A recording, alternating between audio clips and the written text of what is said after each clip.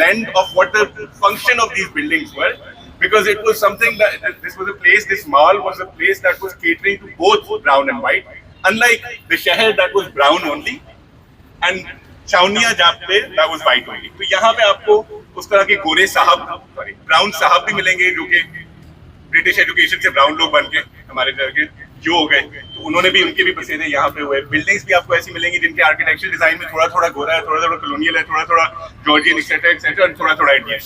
तो वो सारी जो है वो सिलसिला है इस माल road. What I would encourage is कि I know यहाँ पे इतने लोग अभी आए हुए हैं जिनके पास खुद माल रोड की बहुत कहानियां बताने के लिए जाके, कुछ ऐसी जो बताई जाए, कुछ ऐसी जो आप नहीं बताना चाहेंगे, तो जो नहीं बताना चाहेंगे ना वो आपने आज जरूर सबको बतानी है आज जाके, just so that we can actually have a conversation rather than give a lecture. ठीक है जी, साथ में over to you. एक question What is the concept of mall? क्या सवाल इसको बोल concept of mall, अगर ये नहीं बताता तो फिर मैं एक वो शॉपिंग मॉल है ना जहाँ पे अपनी बेगम को लेके वो, अच्छा नहीं वो वाला कोई और कॉन्सेप्ट ऑफ मॉल, उस पे भी बात करेंगे. इजाजत है सर. ये थैंक यू. बिस्मिल्लाहिर्रहमानिर्रहीम. अस्सलाम वालेकुम जी. Thank you very much. आप में से कौन कौन है जो गाजी भाई के साथ फर्स्ट टाइम आया वॉक पे, इससे पहले कभी नहीं है? अच्छा, इस लिस्ट में मुझे भी शामिल कर ले, मैं खुद भी पहली दफ़ा इनके साथ आया हूँ. ठीक है जी.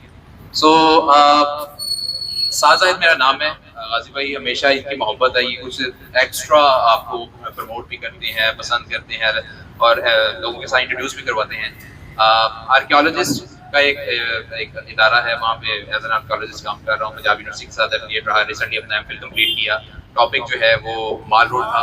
सो क्योंकि अभी रिसेंटली इस पे थीसिस किया तो बहुत सारी चीज़ें अभी याद हैं.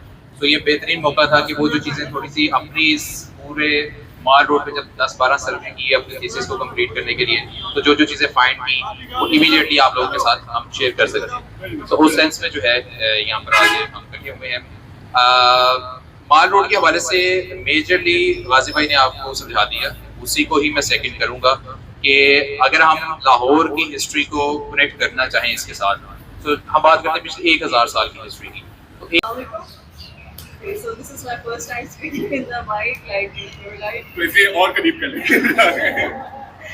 Thank you. So, welcome you all to the Hall Museum. My name is Zainab. By training, I'm an archaeologist. I have recently completed my MPhil from Punjab University. Saad is my junior senior. Okay.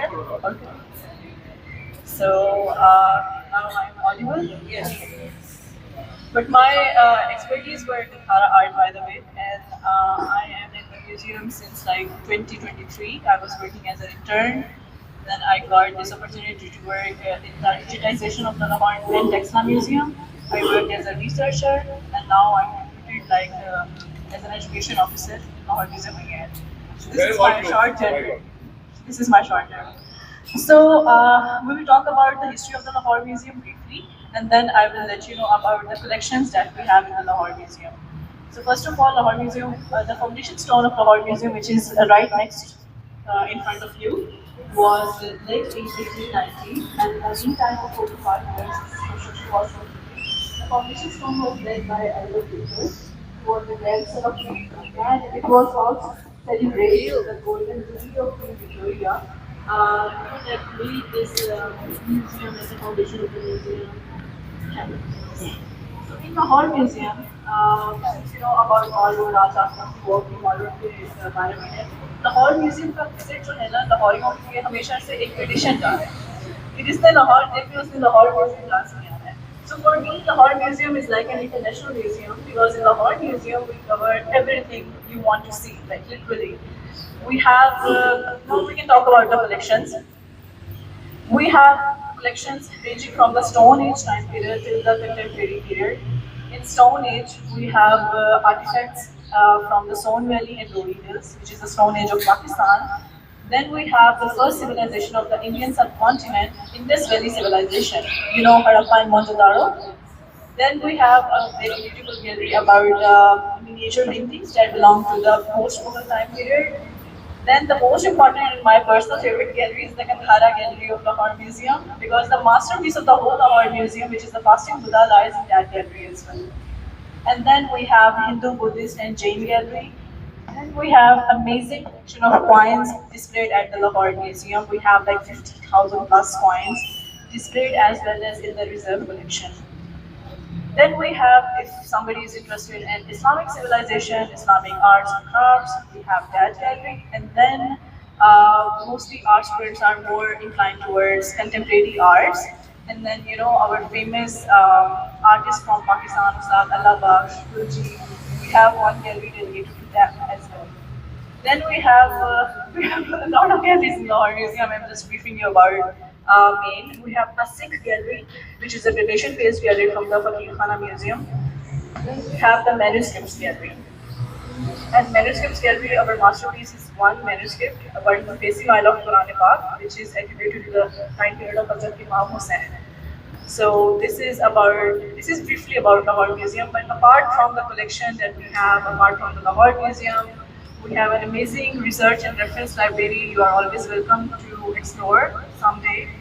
Then we have an auditorium, which we use for the educational purposes.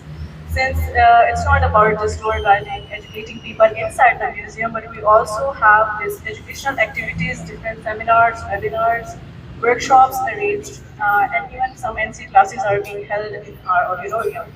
So this is about the Lahore Museum. ये क्या मकसद है, इसकी history क्या है, यहाँ तक कैसे पहुँची, इसने कितने लोगों को जो है वो कत्ल किया होगा, इस तोप के बारे में बड़े किस्म के सवाल आते हैं। आज उन सवालों को एड्रेस करने की कोशिश करते हैं। अच्छा, इस वक्त ये जो आप एक तोप देख रहे हैं, आज ये एक तोप की तरह माल रोड के सेंटर में एक डेकोरेशन पीस के तौर पर खड़ी की है। लेकिन अगर हम यहाँ से 200 साल 230-35 साल पीछे जाएंगे तो एक टाइम ये था कि ये तो जिस राजा, महाराजा, बादशाह, नवाब, व्हाटसोएवर यू कैन से, उसके पास होती थी और जिस जंग में वो इसका इस्तेमाल करता था, ये कन्फर्म था कि जंग होती है, यानी एक सिंपल और लत बन चुकी थी। जमजमा तोड़, जमजमा कैनन, बंगियों वाली तोड़, टीम्स गन, ये डिफरेंट टीम है इसकी। डिफरेंट टाइम पीरियड में इसमें एक बंगी मिसल थी, तो उस बंगी मिसल के पास ये रही थी, इस वजह से बंगियों वाली तोड़ कहते हैं। जमजमा जो है वो एक इसका फारसी में दिया गया एक नाम है, उसके ऊपर अगर आप देखें एक फ्लैग लगी हुई है और उसके पूरी एक पोल्ट्रीज के ऊपर बाकायदा अगर आप देखें वो लगी हुई है और उसमें इसको ये टाइटल दिया गया था। फिर हमारे लाहौर के एक बहुत मशहूर कैरेक्टर हैं, उन्होंने एक नावल लिखा था किंग्स गन के नाम से, जिसने बुक जंगल बुक लिखी थी, उन्हीं की एक नावल जो दूसरी थी, which was Kim's Adventures, basically based on his childhood fantasy about Lahore. और उनके वालिद साहब जो थे, अभी नाम आया, was the principal of NCA. So basically this child is now roaming around. The Jungle Book जो लिखी गई है, basically about India. It's about Lahore. And उन्हीं की जो Kim's वाली जो Kim's Adventures जो book है, उसके अंदर he keeps on referring to this as Kim's Canon. Even उस अगर आप वो स्टडी करें तो उसका जो पैराग्राफ है वो स्टार्ट यहाँ से कि वो अपने बचपन में इस गन के ऊपर बैठा करता था और उसको इंजॉय किया करता था, तो ये इस लिहाज से बड़ी इंपॉर्टेंट है। मुख्तलिफ टाइम पीरियड में इसको जब बनाया गया था तो यहाँ तक कहते हैं कि अहले आने लाहौर को कहा गया कि आपके पास जो पीतल के बर्तन हैं वो सब हमें दिए। पूरे लाहौर ने अपने बर्तन उन्हें दिए, उनको पिघलाया गया और फिर इसको बनाया गया। तो पूरे लाहौर की कंट्रीब्यूशन थी इसको बनाने में। अगेन वही बात, इतनी ये लक बड़ी कहरत थी कि जिसके पास ये होगी वो जंग जीत जाएगा, उसको जंग जीता। तकरीबन 50 साल तक इसके अंदर से निकलने वाले गोलों ने थाउजेंड्स ऑफ पीपल इसी वजह से भरे और कई जगह इस वजह से जीती। लेकिन वही यही बात, ये हर अरूज को सवाल होता है। एक टाइम था कि इसको हासिल करने के लिए कितनी जगह लड़ी जाती थी कि किसी तरीके से हमारे पास आती अब इसकी हैसियत सिर्फ एक डेकोरेशन पीस की फॉर्म के तौर पर है। महाराजा रंजीत सिंह ने भी इसको यूज़ किया। मुल्तान पर जब उन्होंने हमले किए, एक जो तोप का गोला था उसके अंदर ही चल गया, उसके बाद ये इस्तेमाल के काबिल ना रही और इसको जो है वो लाहौर में शिफ्ट किया गया। डिफरेंट लोकेशंस पे इसको रखा गया। एक टाइम तक ये दिल्ली गेट के बाहर पड़ी रही, फिर उसके बाद लाहौर म्यूज़ियम के अंदर पड़ी रही, फिर आहिस्ता आहिस्ता ये यहाँ टाउन हॉल में गई और टाउन हॉल्स के बाद जो है वो इस पॉइंट पर आ गई और टिन इसको यहाँ पे 40-50 साल हो चुकी हैं ये यहीं पे मौजूद है।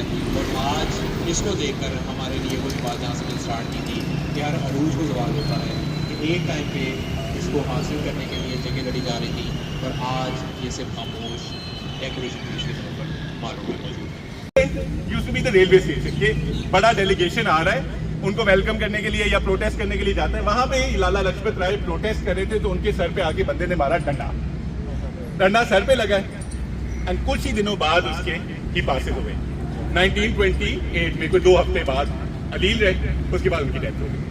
लोगों को आया बहुत ज्यादा गुस्सा। उस गुस्से में एक और शख्स था जिसको बहुत पेश आया, वो था उनका स्टूडेंट भगत सिंह।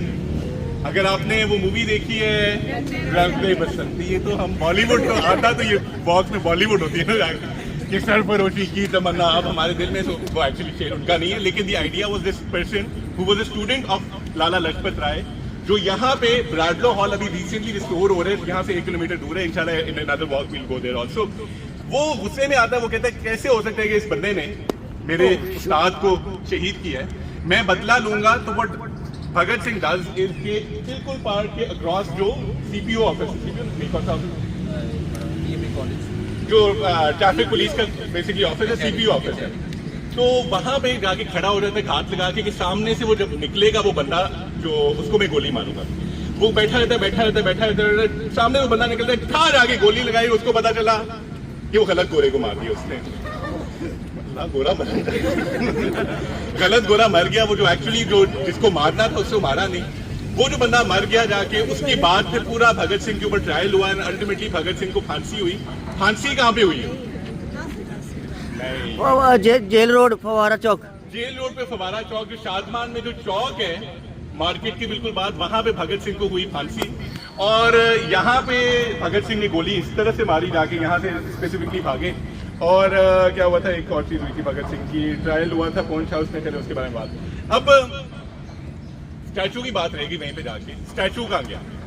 जब पहले स्टैचू की कहानी आपको बता देता हूँ, मंटो ने अपने एक अफसाने में लिखा है स्पेसिफिकली अबाउट प्रोटेस्ट हो रहे थे 1947 में। प्रोटेस्ट हो रहे हैं, लोग कह रहे हैं जी उतारो जी हिंदुओं को निकालो यहाँ से, ये क्यों लोग हैं, कौन है, निकालो, मारम कुटाई, दंगा फसाद हो रहा है जाके। तो एक जगह पे गंगाराम का स्टैचू लगा होता है। गंगाराम वही शख्स जो मेयो स्कूल ऑफ आर्ट्स में was trained as the civil engineer and then Bhai Ram Singh as the architect. So and as a senior architect, so ये दो लोग जो are very integral to shaping this entire city. Gangaram का स्टैचू लगा हुआ है, लोग प्रोटेस्ट कर रहे हैं, उतारो उतारो, हिंदू निकालो, जाके ऊपर जाके वो तोड़ रहे हैं जाके। एक बंदा कहता है यार मुझे बड़ी तप चढ़ रही है, ये गंगाराम का स्टैचू क्यों लगा हुआ है? वो जाके ऊपर चढ़ जाता है गंगाराम के स्टैचू पे, जाके उसको तोड़ने की कोशिश करते हैं कि अचानक नीचे गिर जाता है और बहुत जख्मी होता है। तो लोग कहते हैं बंदा जख्मी हो गया, उठाओ इसको गंगाराम हॉस्पिटल में लेके जाओ। That is something that Manto has documented in his Afsana specifically, and that's what kind of happened to the statue over here. Also, what ended up happening is that यहाँ पे जो लाला लजपत राय का जो स्टैचू लगा हुआ था, that is now in Shimla की माल road पे अब वो स्टैचू लगा हुआ है। और लाला लजपत राय वो हैं, दो पर्सनैलिटी, चले मैं कहता हूँ पोलिटिकल इसको नहीं करते, दो लोग हैं जिन्होंने अस्पताल बनाए हैं लाहौर में अपनी माँ से मुंसलिक करके। पहले शख्स है कौन? Imran Khan and him Shaukat Khanum. And दूसरे शख्स इज लाला लजपत राय, जिनकी वालदा got TB and passed away, so उनके नाम पे बना हुआ है Gulab Devi hospital. Gulab Devi hospital is their mother. हाँ पहले वो आना। अच्छा यार मैं थोड़ा सा सही जवाब दिया आपने, ये देखिए जाके तो लड़ने के लिए रेडी पहुंचा ना, इनको भी अच्छा। और लास्ट चीज ये कि जिस जगह पे अभी हम खड़े हैं, आपने बाग के बारे में बताना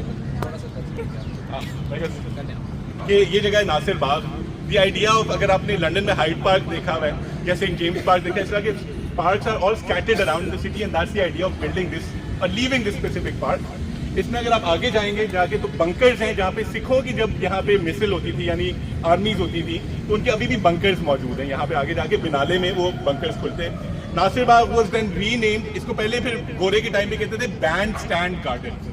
बैंड स्टैंड गार्डन क्यों? कि जो ब्रिटिश बैंड्स होते हैं वो यहाँ पे प्ले किया करते थे।